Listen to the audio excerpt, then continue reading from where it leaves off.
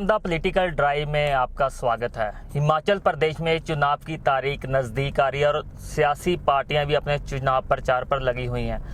अगर बात करें विधानसभा क्षेत्र जसबा परागपुर की, तो जहां पर इस बार मुकाबला बहुत टक्कर का दिखाई दे रहा है, क्योंकि इस बार जहां से 5 उम्मीदवार चुनाव लड़ रहे हैं। और हमारे साथ मौजूद है आज़ाद उम्मीदवार जसबा परागपुर से मुकेश ठाकुर जी से बात करते हैं। कैसा चुनावी प्रचार चल रहा है, कैसा माहौल है इस बार चुनाव को लेकर? सर पहले तो बहुत बहुत स्वागत है आपका। कैसा प्रचार चल रहा है अभी? धन्यवाद। बहुत बढ़िया प्रचार चल रहा है। लगातार हम नुक्कड़ सभाएं कर रहे हैं, लोगों में अपनी बातें पहुंचा रहे हैं। जो हमने पहले काम किए हैं वो भी बता रहे हैं, और जो हमारा आगे का मैनिफेस्टो है उसको भी बता रहे हैं।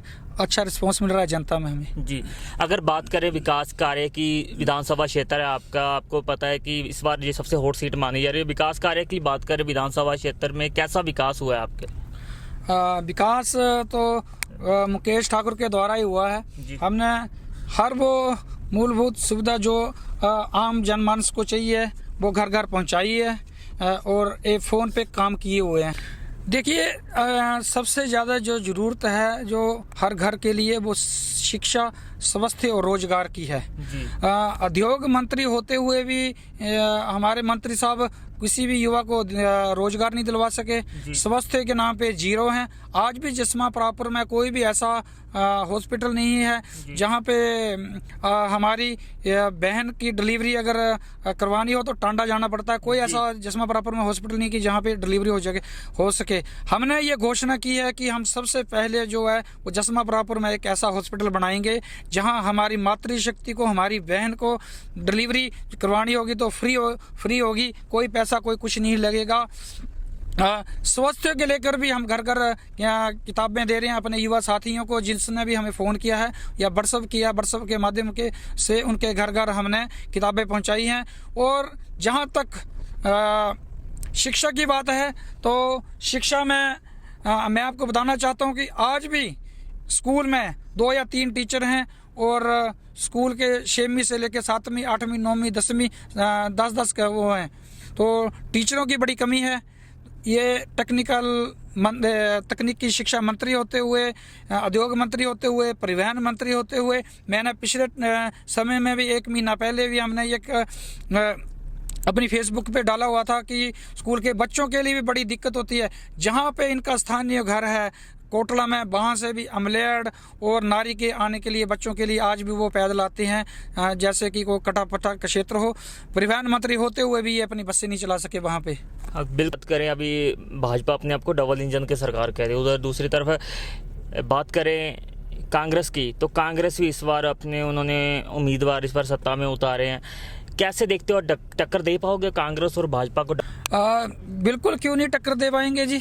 हमारी जीत निश्चित है। ये आपको 8 दिसंबर को जब रिजल्ट निकलेगा, तो अब मैं अभी आपको बता रहा हूँ कि उस दिन आप जो रिजल्ट निकलेगा वो मुकेश ठाकुर के पक्ष में निकलेगा, क्योंकि हमने हर किसी के काम एक फ़ोन पे काम किए हैं। एक फ़ोन पे अगर किसी ने फ़ोन किया तो उसके घर को जेसीबी भेजी है, चाहे वो पर्सनल काम हो, चाहे वो सार्वजनिक काम हो। अगर किसी ने युवा साथी ने हमें किताबों की डिमांड की है तो हमने उनके घर जाके पहुंचाई है। हमने कभी भी जनसभा करने की कोशिश नहीं की कि भीड़ इकट्ठा करके हम कोई भी काम करेंगे। आज देखिए, युवाओं के लिए इन्होंने कुछ नहीं सोचा। हमने तो सरकार में होते हुए भी, ना होते हुए भी ये सोचा है कि आर्मी भर्ती के लिए आज भी हम अपने युवा साथियों को बस में लेके जाते हैं, उनका रहने खाने का पूरा बंदोबस्त करते हैं।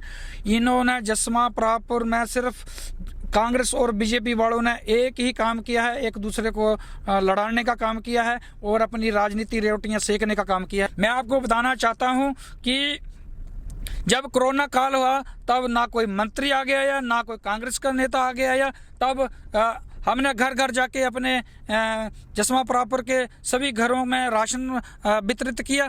तब वो पार्टियां कहाँ थी? आज तो आ गई हैं, बीजेपी का कैडर वोट हो रही है, कांग्रेस का कैडर वोट हो रही है। तो वो बीजेपी कांग्रेस वाले जो इनका हर समय हर इलेक्शनों में साथ देते थे, तो वो जिस समय उन्हें मुसीबत पड़ी हुई थी तब वो कहाँ थे? तब हमारे स्थानीय नेता कहाँ थे? बीजेपी के कहाँ थे और कांग्रेस के कहाँ थे? और बात कर रहे हैं आप रैलियों की, तो मैं बताना चाहता हूँ कि आप कन्फर्म करें, जो इन्होंने पिछली बीजेपी वालों ने भी रैली की है, कांग्रेस कांग्रेस वालों में और आज भी की है। आप जाके कन्फर्म करें कि कितने लोग हैं, इन्हें मुट्ठी भर लोग नहीं इनके आ रहे हैं। जो इनके बीजेपी और कांग्रेस के जो गुर्गे हैं वही बस 5-10 बंदे लेके वहाँ पहुँच रहे हैं और कुछ नहीं है। रैलियों में भीड़ नामात्र है, लोग इनको बिल्कुल भी पसंद नहीं कर रहे हैं। लगता है इस बार हीरा चमकेगा, मुकेश ठाकुर को वोट देंगे? बिल्कुल चमकेगा जी, हमें पूरा विश्वास है कि हीरा चमकेगा, क्योंकि हमने लगातार पिछले 4 साल से काम किया है। अगर किसी ने भी हमें फ़ोन किया है तो उनके फ़ोन के का हमने घर जाके काम किया है। इवन कि उन्हें कभी भी हमने बुलाया नहीं। मैं आपको पहले भी बता चुका हूँ, अब भी बताना चाहता हूँ कि हमने कभी भी भीड़ इकट्ठी करने की कोशिश नहीं की है। अगर किसी ने भी, हमारे माता पिता भाई बहनों ने हमें फ़ोन किया है और हमें कोई रिक्वायरमेंट बताई है तो हमने वो उनके घर जाकर पूरी की है। रास्ते बनाए हैं ये इनके गुर्गों के द्वारा बनाए गए हैं। इन्होंने टेंडर कर दिए, अपने गुर्गों को टेंडर दिए हुए हैं। इनके जो इनसे नीचे वाले नेता समझ लो, जो आपको खुद को नेता समझते हैं, क्योंकि ये खुद तो रहते नहीं, ये खुद तो नंगल में रहते हैं। ये तो जो इनके नेता हैं, इनसे नीचे वाले नेता हैं, उन्होंने खुद टेंडर लेकर ये रास्ते बनाए हैं। ये एक बरसात नहीं पड़ती और सारे रास्ते खराब हो जाते हैं। ये रास्तों की बड़ी बुरी हालत है। इन्होंने सिर्फ एक ही काम किया है और वो काम है पैसा कमाने का काम किया है और कुछ नहीं काम किया जी इन्होंने। अगर बात करें आम आदमी पार्टी भी इस बार चुनाव लड़ रही है, आम आदमी पार्टी को लगता है लोग वोट देंगे, कैसे देखते हो उनको? देखिए, मेरे को तो नहीं लगता कि इस बार आम आदमी पार्टी को वोट दिया जाएगा। मेरे को भी उन्होंने टिकट ऑफर की हुई थी आम आदमी पार्टी ने, पर हमने मना कर दिया कि नहीं, हम आज़ाद प्रत्याशी के तौर पे इलेक्शन लड़ेंगे। तो इस बार तो हिमाचल में आम आदमी पार्टी का कोई भी क्रेज नहीं है जी। तो लगता है फिर एक दूसरी बात करें कांग्रेस पार्टी, तो वो इस बार, क्योंकि आम आदमी पार्टी ने पहले कहा था कि चुनावी जो उनका मुद्दा था कि 1000 रुपये महिलाओं को देंगे, और कांग्रेस पार्टी भी इस बार 1500 रुपये दे रही है महिलाओं को। उनको कहना है कि जब भी हमारी सरकार आएगी उसके बाद ही महिलाओं के खाते में 1500 रुपये देना शुरू कर दिया जाएगा। कुछ नहीं है सर, ये सिर्फ सत्ता हथियाने का जरिया है। ये कुछ नहीं करेंगे। बीजेपी वालों ने जो बोला उन्होंने कुछ नहीं किया, कांग्रेस वाले जो बोल रहे हैं वो कुछ नहीं करेंगे, क्योंकि ये सिर्फ एक दूसरे सत्ता हथियाने का जरिया है। जब इलेक्शन हो जाएंगे 12 तारीख के बाद, ये इनकी सारी घोषणाएं जैसे कि तैसी रह जाएंगी, ना कोई अल्टीमेट होगा ना कुछ होगा। बस ये सिर्फ सत्ता हथियाने का एक तरीका है, क्योंकि आज तक हिमाचल में कोई थर्ड फ्रंट कोई ढंग का आया नहीं है। अब जस्मा में आ गया है, लगता है अगले आने वाले 5 वर्षों में हिमाचल में भी एक थर्ड फ्रंट आएगा। और जो इनकी बारियां पड़ी हुई हैं, एक बार बीजेपी की और एक बार कांग्रेस की, वो अगली बार से ख़त्म हो जाएंगी। क्योंकि ये परिवर्तन, पहले मैं आपको ये भी बताना चाहता हूँ कि ये परिवर्तन ये है, मैं कस्बा जगीर का उप प्रधान भी हूँ। हमने कस्बा से जस्मा प्रापर तक पहुँचे और आगे हिमाचल तक पहुँचेंगे और ऐसी राजनीति करके दिखाएंगे, जनता की सेवा करेंगे कि इनको पता चलेगा और जो ये बारियां डाली हुई हैं वो भी ख़त्म होंगी। आपका स्लोगन है कि जसवा परागपुर एक नए विकास की ओर, क्या विकास करोगे? अगर स्वास्थ्य को लेके करें बात और एजुकेशन को बात लेके, शिक्षा को लेके बात करें, क्या कौन सा विकास अपने क्षेत्र के लिए करोगे? सर, मैंने अपना मैनिफेस्टो तैयार किया है। उसमें हमने सबसे पहले जो काम लिखा है वो लिखा है कि जस्मा परागपुर में ऐसा एक मल्टी स्पेशलिस्ट हॉस्पिटल बनाएंगे जिसमें हर एक इलाज जो होगा वो फ्री होगा, कोई पैसा नहीं लगेगा। जो भी हमारे यहाँ हॉस्पिटल में आएगा जस्मा परागपुर का, उसके लिए फ्री इलाज होगा, 1 रुपया भी उसका नहीं खर्च किया जाएगा। उसके बाद दूसरी घोषणा जो की है, हम जस्मा परागपुर में 5 एम्बुलेंस चलाएंगे, एक हेल्पलाइन नंबर देंगे। कोई भी हमारा फ़ोन करेगा जो बीमार होता है तो उसको घर जाके एम्बुलेंस लेके आएगी, हमारे हॉस्पिटल में फ्री इलाज होगा, वापस छोड़ के जाएगी, कोई पैसा कोई कुछ नहीं लिया जाएगा जी। जस्मा परागपुर की जो 62 पंचायतें हैं उसमें हमने छोटे छोटे लघु उद्योग लगाने की घोषणा की है और ये वो काम हम बता रहे हैं जो हम करेंगे। जनता को पूरा विश्वास है कि मुकेश कुमार ने जो पिछले 4 साल में मुकेश कुमार को जो काम बताए गए वो भी किए हैं और आगे भी करेंगे। इसके अलावा रोजगार को लेकर हमने 2 फैक्ट्रियां लगानी है जो चिनौर में लगानी है। उसमें भी हमने घोषणा की है कि अपने युवा साथी को 20,000 से कम सैलरी नहीं दी जाएगी। मिनिमम जो सैलरी होगी वो कम से कम 20,000 होगी। जसमा परापुर में 2 गौशाला खोलने की हमने घोषणा की है। इस तरह की हमने 10 घोषणाएं ऐसे की हैं जो अगले 5 सालों में हम उनके ऊपर वर्कआउट करेंगे और उनको इम्प्लीमेंट करेंगे जी। एक बात मैंने और भी की है कि अगर हमें मौका मिलता है तो हम विधानसभा में भी ये मुद्दा उठाऊंगा मैं कि कम से कम जो सैलरी है वो 20,000 से कम नहीं होनी चाहिए। आज देखिए एक विधायक की टीएडीए डालकर 4 लाख से ऊपर सैलरी पड़ती है, तो एक युवा साथी को 7, 8 और 9,000 क्यों?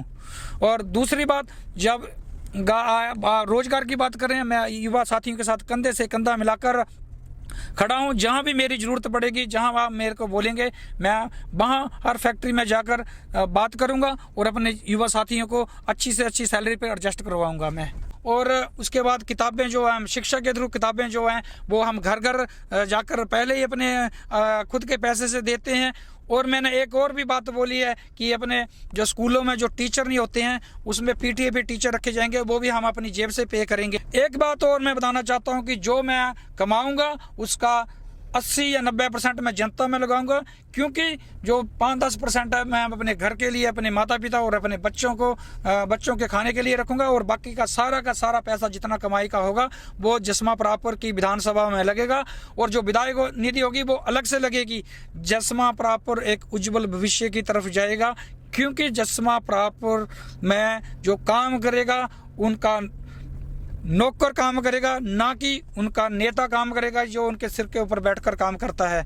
हम नौकर की तरह काम करेंगे जी। धन्यवाद। बात करिए युवा चेहरा मुकेश ठाकुर जी के साथ। उनका कहना है कि जसवा परागपुर उज्जवल भविष्य की तरफ जाएगा। बाकी देखना होगा 12 तारीख को चुनाव है, जनता किसके हक में वोट डालती है, क्योंकि बहुत इस बार जो जसवा परागपुर की विधानसभा क्षेत्र की सीट है, इस बार हॉट सीट है, बहुत ही टक्कर का मुकाबला है। अलग अलग पार्टियां अपने चुनावी प्रचार में लगी हुई हैं।